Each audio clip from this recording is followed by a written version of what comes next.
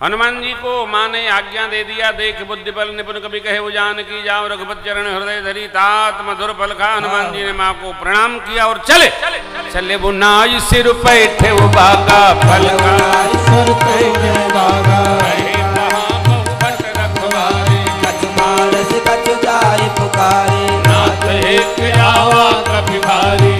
अशोक वाटिका उजारी आयस फल अरु बिट बहु पारे रक्षक मर्द मर्द महिलारी रावण पठे भटनाना तिन्हि नेति कर देहु हनुमाना रजनी चर कपि संहारे गए पुकारत कछुअत मारे मुनि पठयउ तहि अच्छ कुमारा चला संग लय सुभट अपारा आवत देखि महक गई तरजा तारी निपाति महादुनि गर्जा कछु मारसि कछु मर्दसी कछु मिलयसि धरि धूल कछु पुनि जाय पुकारे प्रभु मरकट बल सुत बध लंकेश्वर साना पठयसि मेघनाद बलवाना मारसि जन सुत बांध सिताई देखिय कपि कहाँ कर आई चला इंद्रजित यतुलित जोधा बंधु निधन सुनि उपजा क्रोधा कवि देखा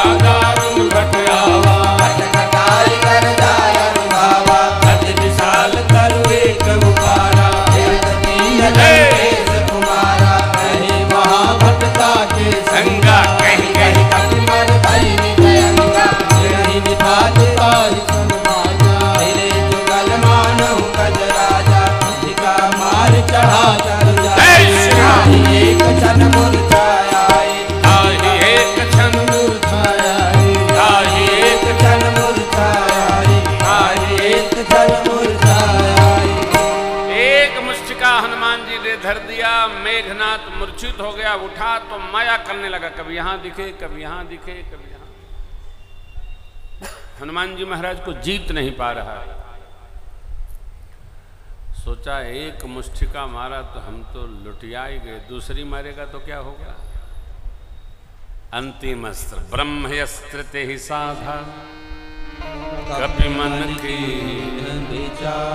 जो न ब्रह्म शरमा महिमा तेहि देखा कपि मूर्छित भयभू नागपास। ब्रह्मास्त्र को देखकर श्री हनुमान जी ने मूर्छा लाने का नाटक किया। मेघनाथ बोला सुनो को उठाओ उठाओ। एक सुभट बोला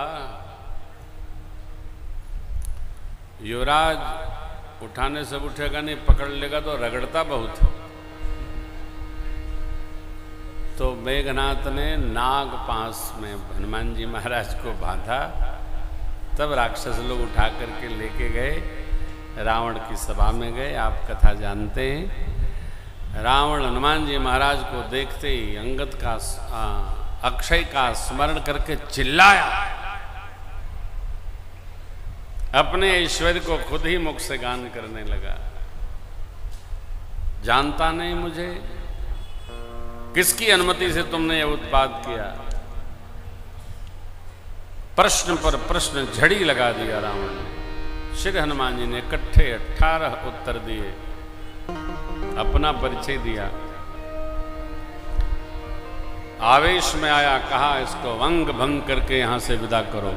इतने में विभीषण जी महाराज आए, कहे महाराज नीति विरोध न मारिए दूता, आन दंड कछु करिए गोसाई। ये तो नीति है, क्योंकि हनुमान जी पहले विभीषण जी से मिल चुके हैं। रावण श्री हनुमान जी महाराज की पुच्छ देखकर बोला, कपि के ममता पूछ पर सब ही कहूं, तेल बोरी पट बांध पुनि पावक दे लगा पूछ हीन बानर तह जाई। तब सठ निज नाथ जिनके कीनिस बहुत बड़ाई देखूं मैं। क्योंकि सबको जीत रखा है तो उसको अभिमान है, ऐसा ही होगा ऐसा ही होगा ऐसा ही होगा। अब जैसे ही रावण ने आज्ञा दिया, रहा न नगर बसन घृत तैला, बाढ़ी पूछ